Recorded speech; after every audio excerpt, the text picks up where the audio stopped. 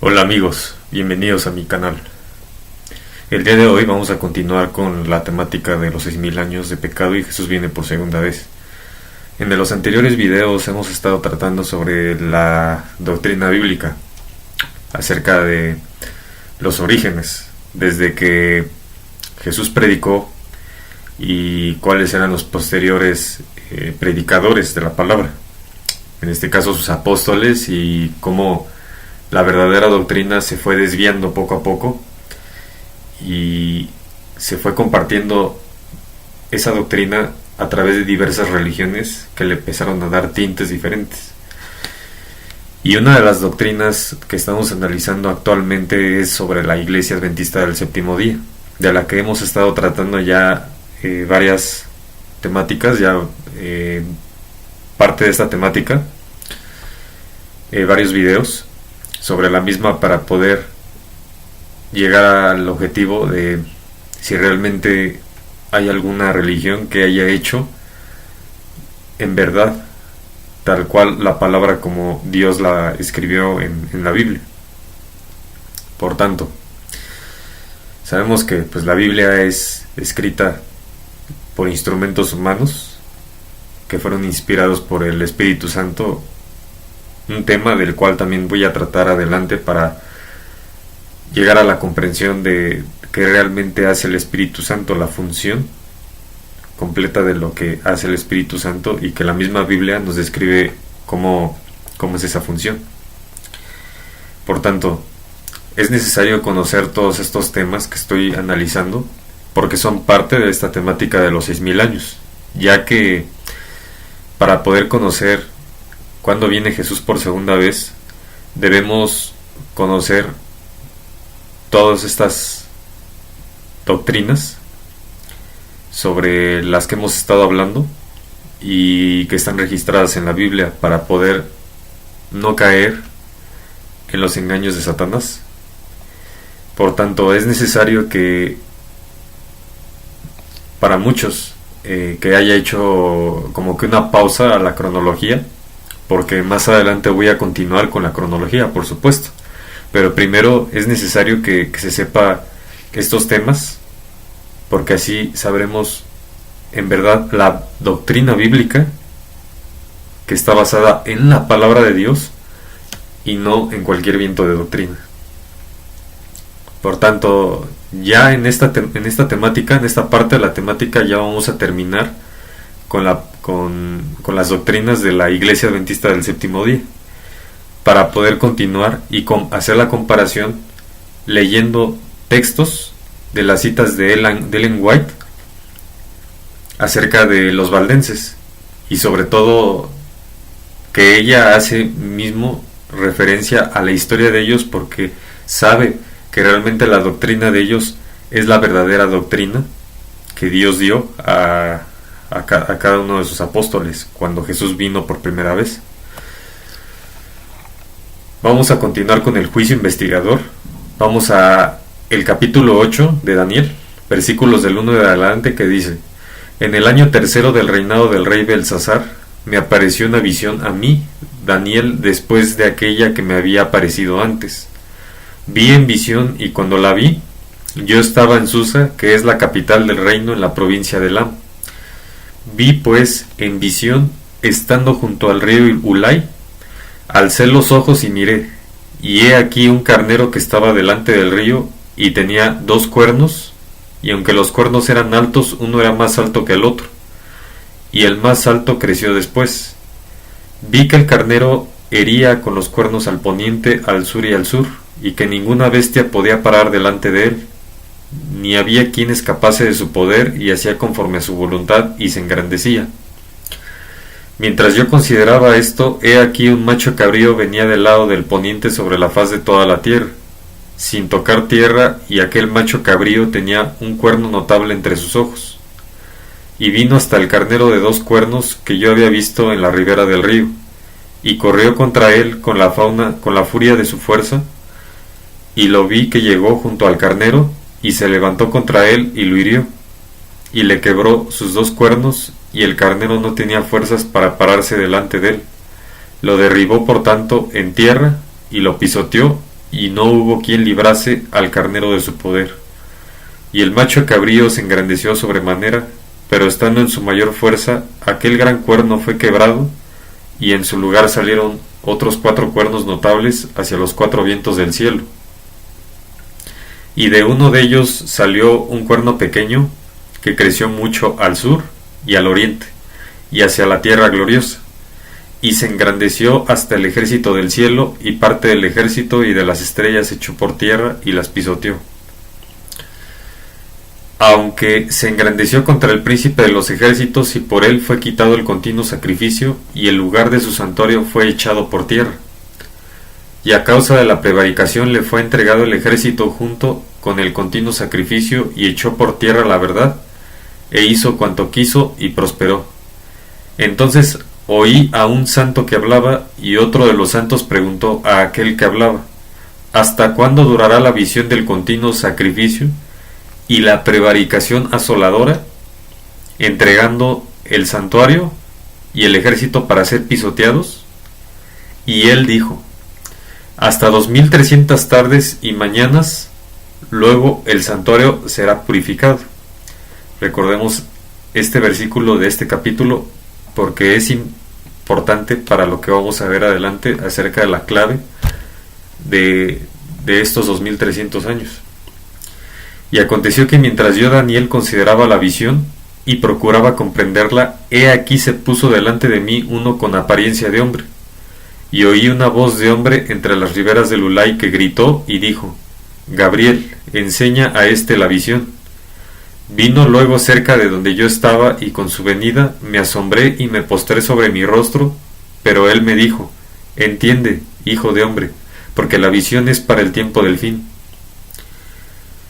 Mientras él hablaba conmigo, caí dormido en tierra sobre mi rostro, y él me tocó y me hizo poner en pie. No resalté este versículo 17, pero es una clave para lo que vamos a ver más adelante, como les he dicho, pero tomarlo en cuenta. Y dijo: he aquí yo te enseñaré lo que ha de venir al fin de la ira, porque eso es para el tiempo del fin. En cuanto al carnero que viste, que tenía 2 cuernos, estos son los reyes de Media y de Persia. El macho cabrío es el rey de Grecia, y el cuerno grande que tenía entre sus ojos es el rey primero. Y en cuanto al cuerno que fue quebrado, y sucedieron 4 en su lugar, significa que 4 reinos se levantarán de esa nación, aunque no con la fuerza de él. En esta temática, como hemos estado tratando sobre toda la parte también del espíritu de profecía de Ellen White, que en sus escritos pues nos menciona todas estas claves, y en general pues recordemos que Ellen White es un profeta externo a la Biblia, pero más adelante, no en esta temática, voy a mencionar todo este significado, sobre todo más a detalle con historia, sobre la profecía de Daniel 8, y en general de todos los escritos de Urias Smith, que fue un adventista del séptimo día que logró hacer todo este análisis sobre toda la profecía de Daniel y de Apocalipsis, o del libro de Revelaciones. Pero esto no lo voy a explicar en esta temática, en estos videos, porque nos llevaría muchísimo tiempo, porque son horas de tiempo, de las cuales pues yo no voy a tratar en esta temática, en estos videos, porque no corresponde hacer tanto análisis sobre las profecías en estos videos, en esta temática de los 6000 años, sino que más adelante en otra temática, si Dios quiere, voy a presentar toda esta parte de la profecía de Urias Smith, el análisis que él hizo, y así comparando realmente que lo que Urias Smith hizo se haya planteado conforme a las profecías, y que en verdad le dé ese significado. Pero eso ya estamos hablando de profecía, y eso lo voy a hablar en otra temática. Y al fin del reinado de estos, cuando los transgresores lleguen al colmo, se levantará un rey altivo de rostro y entendido en enigmas. Y su poder se fortalecerá, mas no con fuerza propia, y causará grandes ruinas, y prosperará, y hará arbitrariamente, y destruirá a los fuertes y al pueblo de los santos. Con su sagacidad hará prosperar el engaño en su mano, y en su corazón se engrandecerá. Y sin aviso destruirá a muchos, y se levantará contra el príncipe de los príncipes, pero será quebrantado, aunque no por mano humana. La visión de las tardes y mañanas que se ha referido es verdadera, y tú guarda la visión porque es para muchos días. Y yo, Daniel, quedé quebrantado y estuve enfermo algunos días, y cuando convalecí, atendí los negocios del rey, pero estaba espantado a causa de la visión y no la entendí.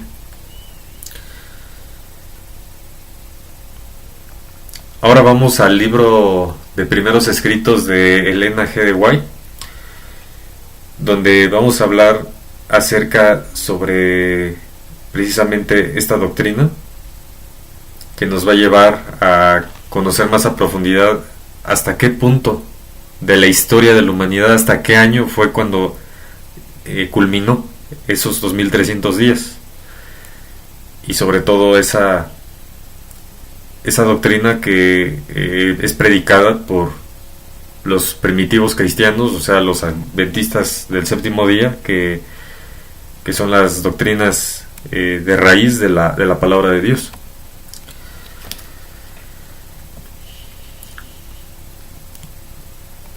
Recomiendo leer todos esos textos que he pasado ahorita. Este es un prólogo histórico del cual pues también trata acerca del mismo mensaje de los 4 ángeles, y lo pueden encontrar igual pues en una librería, aunque es ya muy complicado a veces encontrar todos los escritos de Elena White, pero no podemos dudar de que pues estos escritos contienen una verdad. Entonces no debemos ignorarlos, y sobre todo comprobar que las cosas sean realmente así, o como las estoy yo diciendo. Por eso es necesario leerlo por cuenta de cada uno, para que así nos demos cuenta y confirmemos que realmente Ellen White está diciendo la verdad. Y yo, en mi opinión personal, y así afirmo que Ellen White, todos sus escritos son totalmente ciertos. Pero como he dicho anteriormente, es decisión de cada quien si los decide leer cada uno por su propia cuenta o ignorarlos. Eso ya es decisión de cada uno, y a nadie se le obliga a creer totalmente en lo que está escrito en los libros de Elena White, que realmente es una profeta de Dios y que llevó las doctrinas, la verdadera doctrina de la palabra de Dios, no cualquier viento de doctrina. Ok, pues vamos a comenzar con la lectura. Recordemos que Miller había precisamente hecho algo que generó una controversia en el mundo cristiano, del cual se generó un chasco, y eso ya lo traté anteriormente. Miller y sus colaboradores creyeron primero que los 2300 días terminarían en la primavera de 1844, mientras que la profecía señala el otoño de ese mismo año. La mala inteligencia a este punto fue causa de desengaño y perplejidad para los que habían fijado para la primavera de dicho año el tiempo de la venida del Señor. Pero esto no afectó en lo más mínimo la fuerza de la argumentación, que demuestra que los 2300 días terminaron en el año 1844, y que el gran acontecimiento representado por la purificación del santuario debía verificarse entonces. Los adventistas de 1844 sufrieron un gran chasco en la relación con la profecía que anunciaba la segunda venida de Cristo. Acerca de esto leemos: Jesús no vino a la tierra como lo esperaba la compañía que la guardaba gozosa, para purificar el santuario, limpiando la tierra por fuego, Vi que era correcto su cálculo de los periodos proféticos. El tiempo profético había terminado en 1844 y Jesús entró en el lugar santísimo para purificar el santuario al fin de los días. La equivocación de ellos consistió en no comprender lo que era el santuario ni la naturaleza de su purificación. Aquí vemos la clave del por qué esos adventistas de aquel tiempo no comprendieron esa parte. Y como es habitual, el ser humano comete ciertos errores. ¿Por qué? Porque a veces nosotros queremos adelantarnos a algo, o queremos a veces prevenir algo, como para alertar a todos los demás de que esto realmente es así.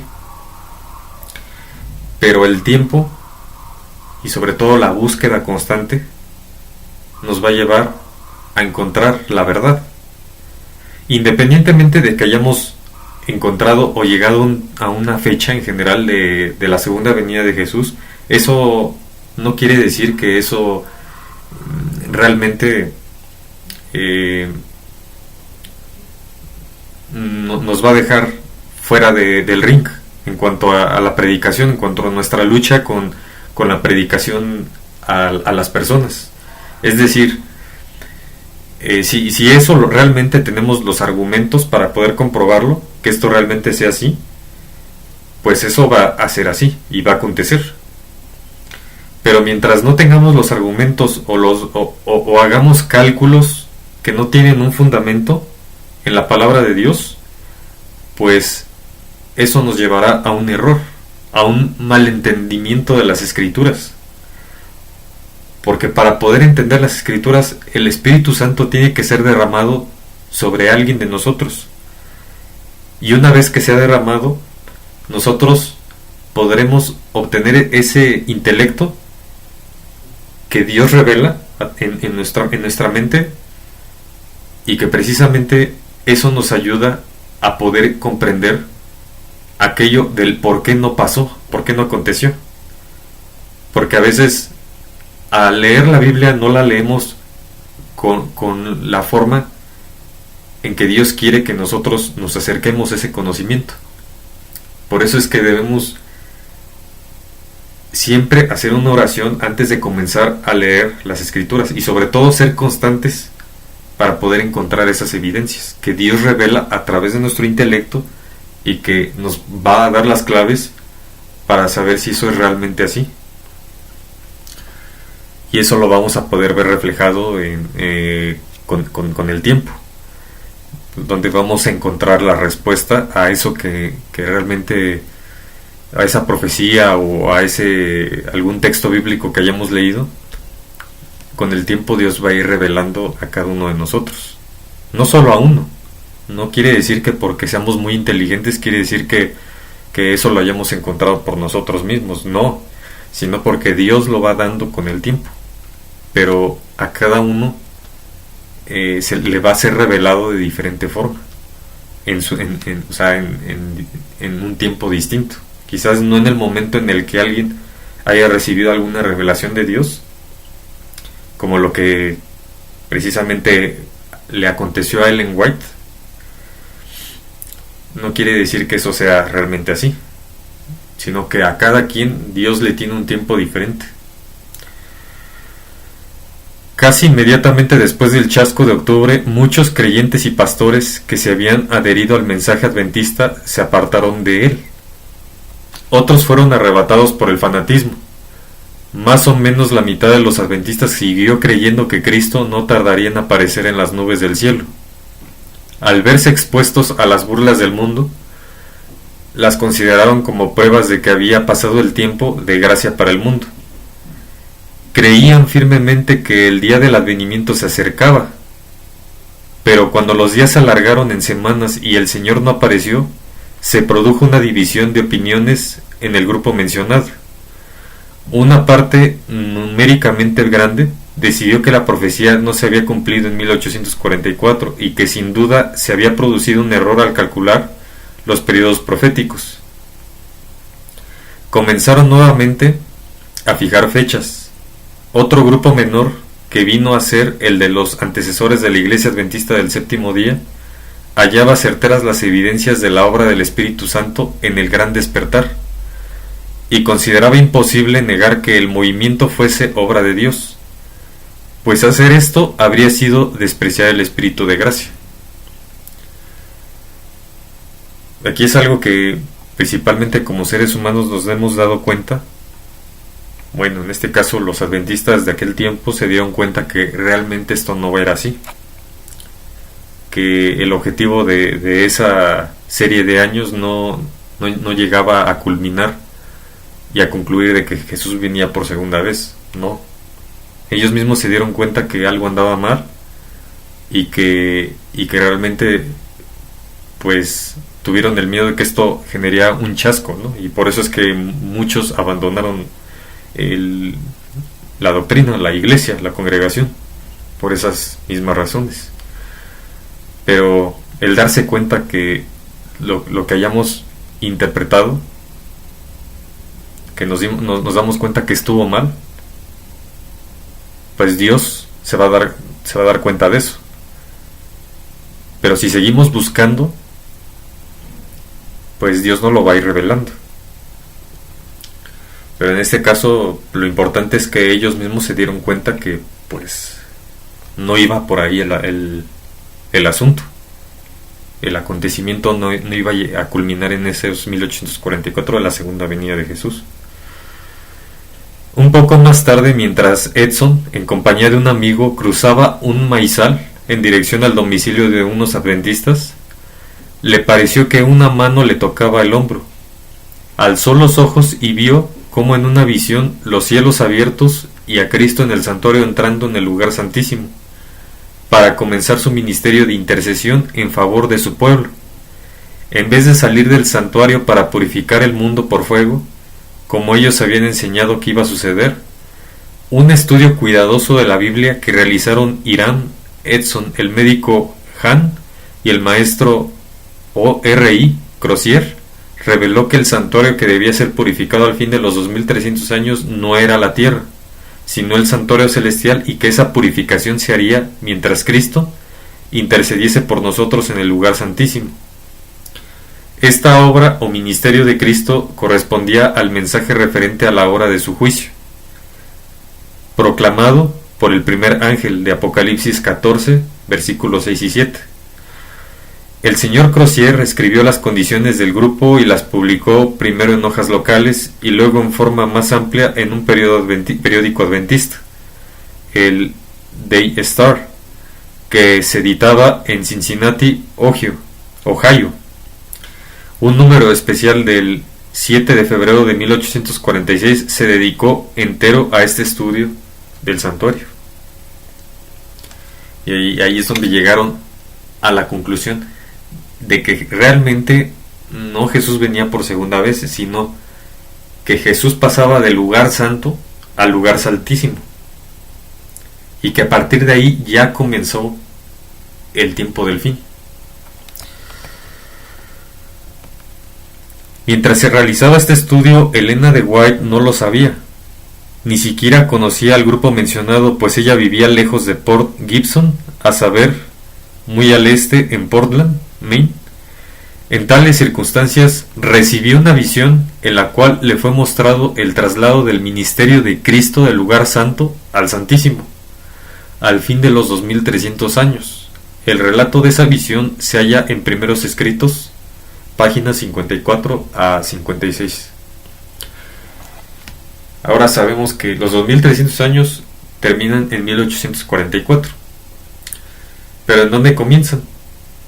Precisamente desde el edicto, si contamos desde el edicto del rey Artajerjes, desde el año 457 que vimos en la cronología, que analizamos ya en anteriores videos. Si partimos de ahí y sumamos esos 2300 años, llegamos al año 1844. Quizás no lo he puesto aquí gráficamente como no lo hice en otros videos, pero más adelante voy a hacer un gráfico sobre precisamente explicando dónde empiezan y dónde culminan esos 2300 años, que también que se vinculan con las 70 semanas de años que también tratamos anteriormente, y adicional, o sea, son esas 70 semanas de años están dentro de esos 2300 años también, pero eso más adelante lo vamos a ver más gráficamente. En años subsiguientes, Elena G. de White escribió mucho con respecto a la verdad del santuario y su significado para nosotros. Y son muchos los pasajes de primeros escritos que aluden a esto. Nótese especialmente el capítulo que principia en la página 250 y se titula El santuario. Al comprender el ministerio de Cristo en el santuario se obtuvo la clave del misterio que rodeaba el gran chasco. Pudo verse claramente que el anuncio de que se acercaba la hora del juicio divino se cumplió en los sucesos de 1844, y se comprendió que debía ejercerse un ministerio en el lugar santísimo del santuario celestial antes que Cristo viniese a esta tierra. El fin de los 2300 días. Vi un trono y sobre él se sentaban el Padre y el Hijo. Me fijé en el rostro de Jesús y admiré su hermosa persona. No pude contemplar la persona del Padre, pues le cubría una nube de gloriosa luz. Pregunté a Jesús si su Padre tenía forma como él. Dijo que la tenía, pero que yo no podía contemplarla porque dijo: si llegases a contemplar la gloria de su persona, dejarías de existir. Delante del trono vi al pueblo adventista, la iglesia y el mundo. Vi dos compañías, la una postrada ante el trono, profundamente interesada, mientras que la otra no manifestaba interés y permanecía de pie, indiferente. Los que estaban postrados delante del trono elevaban sus oraciones a Dios y miraban a Jesús. Miraba él entonces a su Padre y parecía interceder para con él. Una luz se transmitía del Padre al Hijo y de éste a la compañía que oraba. Entonces vi que una luz excesivamente brillante procedía del Padre hacia el Hijo, y desde el Hijo ondeaba sobre el pueblo que estaba delante del trono. Pero pocos recibían esta gran luz, muchos salían de debajo de ella y la resistían inmediatamente. Otros eran descuidados y no apreciaban la luz y ésta se alejaba de ellos. Algunos la apreciaban y se acercaban para postrarse con la pequeña compañía que oraba. Esta recibía la luz y se regocijaba en ella, y sus rostros brillaban con su gloria. Vi al Padre levantarse del trono, y en un carro de llamas entró en el lugar santísimo, al interior del velo, y se sentó. Entonces Jesús se levantó del trono, y la mayoría de los que estaban prosternados se levantó con él. No vi un solo rayo de luz pasar de Jesús a la multitud indiferente después que él se levantó, y esa multitud fue dejada en perfectas tinieblas. Los que se levantaron cuando se levantó Jesús tenían los ojos fijos en él mientras se alejaba del trono y los conducía un trecho.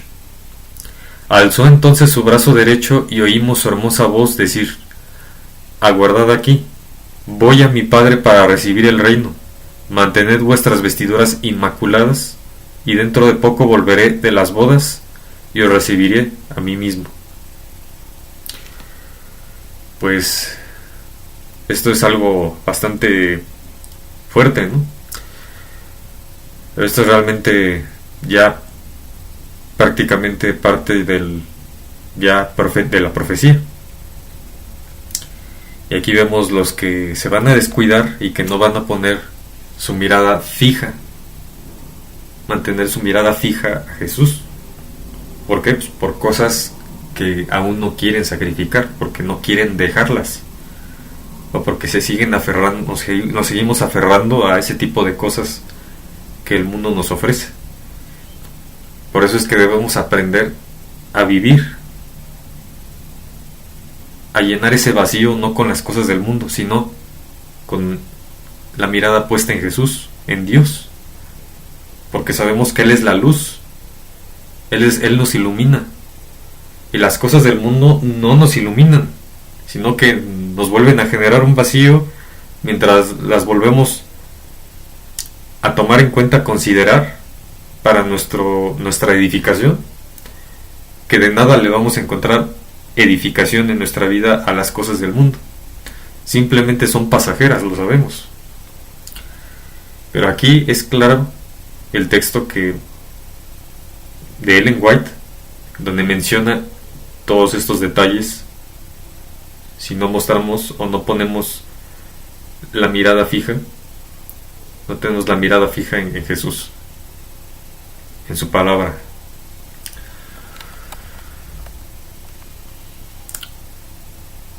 Después de eso, un carro de nubes cuyas ruedas eran como llamas de fuego llegó rodeado de ángeles a donde estaba Jesús. Él entró en el carro y fue llevado al lugar santísimo, donde el Padre estaba sentado. Allí contemplé a Jesús, el gran sumo sacerdote, de pie delante del Padre. En la orla de su vestidura había una campana y una granada, luego otra campana y otra granada. Los que se levantaron con Jesús elevaban su fe hacia él en el lugar santísimo y rogaban: Padre mío, danos tu espíritu. Entonces Jesús soplaba sobre ellos el Espíritu Santo. En ese aliento había luz, poder y mucho amor, gozo y paz. Me di vuelta para mirar la compañía que seguía postrada delante del trono y no sabía que Jesús lo había dejado. Satanás parecía estar al lado del trono, procurando llevar adelante la obra de Dios. Vi a la compañía alzar las miradas hacia el trono y orar: Padre, danos tu espíritu. Satanás soplaba entonces sobre ella una influencia impía. En ella había luz y mucho poder, pero nada de dulce amor, gozo ni paz. El objeto de Satanás era mantenerla engañada, arrastrarla hacia atrás y seducir a los hijos de Dios. Y esto es una clara evidencia de que Satanás también hace milagros, pero simplemente él es un ilusionista. Genera pues un tipo de ilusión, como lo que menciona el libro de Éxodo, cuando Moisés sacó de Egipto al pueblo de Israel, y que cuando Moisés tiró la vara para que se convirtiera en serpiente, y como el mismo faraón también hizo que salieran serpientes, pero que esas serpientes eran simplemente ilusiones. Vemos que Satanás copia las cosas de Dios, o usa las cosas de Dios, busca la forma de asemejar las cosas de Dios para plantarlas en su reino, y que esto pueda tomar un efecto en las personas y se puedan ser cautivadas. Por eso es que cuando Satanás se haga pasar por Jesús en los posteriores años, poco antes de que Jesús venga, muy pocos podremos saber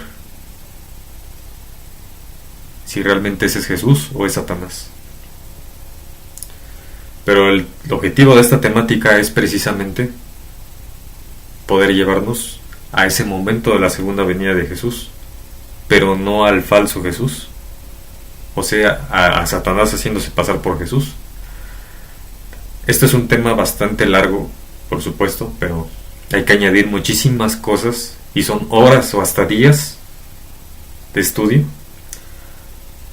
para poder llegar a esas conclusiones que la Biblia, los escritos de la Biblia nos dan. Pero ¿cómo seremos muchos engañados?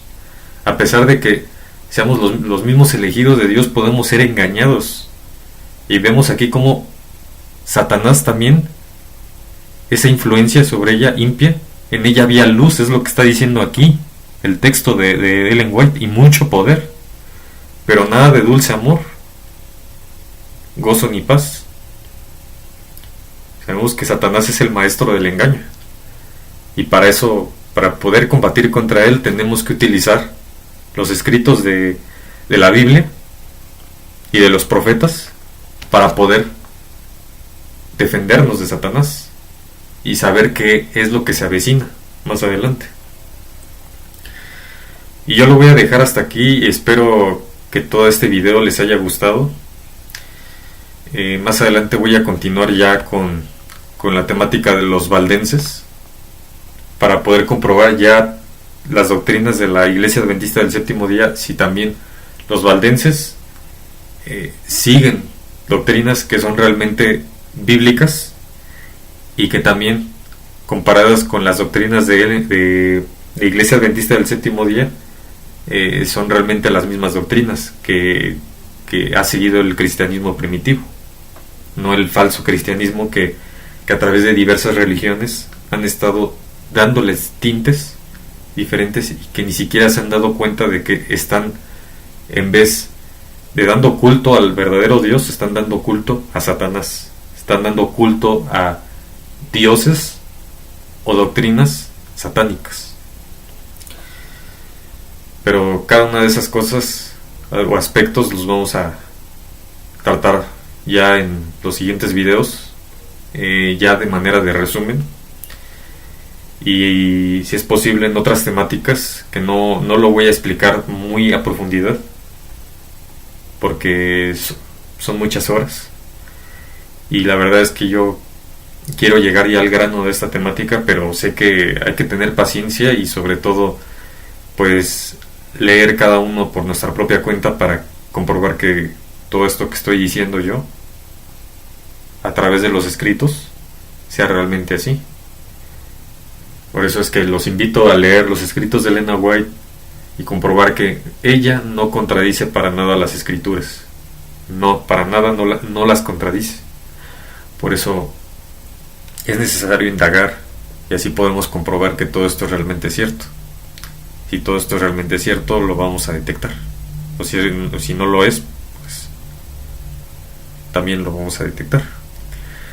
Sin más, pues les mando un abrazo y nos vemos en el siguiente video con más acerca de este tema.